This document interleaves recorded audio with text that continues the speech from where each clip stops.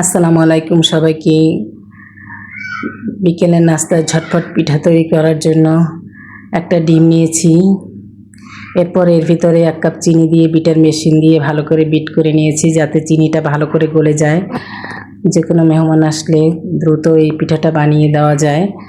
এরপর এর ভিতরে দিয়ে দিলাম 1 কাপ সুজি এবং 1 কাপ ময়দা দিয়ে মিশ্রণটা ভালো করে মেখে নিয়েছি। মিশ্রণটা একেবারে শক্ত হবে না, আবার নরমও হবে না। এরপরে ভিতরে দিয়ে দেব 1 টেবিল চামচ গুঁড়া দুধ। গুঁড়া দুধটা দিলে একটু টেস্ট হয়, আবার গুঁড়া দুধটা স্কিপও করা যায়। এরপর আবার ভালো করে একটু মথে নেব। এরপর একটা কড়াইতে তেল গরম করতে দিয়েছি। এরপর হাতে একটু তেল নিয়ে পিঠার আকার তৈরি করে নেব। যে কোনো শেপে করা যেতে পারে, আমি লম্বা করে বানিয়ে নিয়েছি। এরপর ডুবো তেলে ভাজতে দেব এবং পিঠাটা বারবার নেড়ে চেড়ে দেব, যাতে একদিকে না হয়, সব পিঠাটার ভিতরে যাতে কাঁচা না থাকে। লো হিটে ভাজতে হবে, ঘুরিয়ে ঘুরিয়ে। নেড়ে চেড়ে হয়ে গিয়েছে আমার পিঠাটা, এবার তুলে নেব।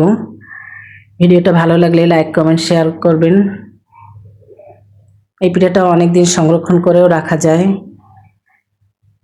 ধন্যবাদ সবাইকে।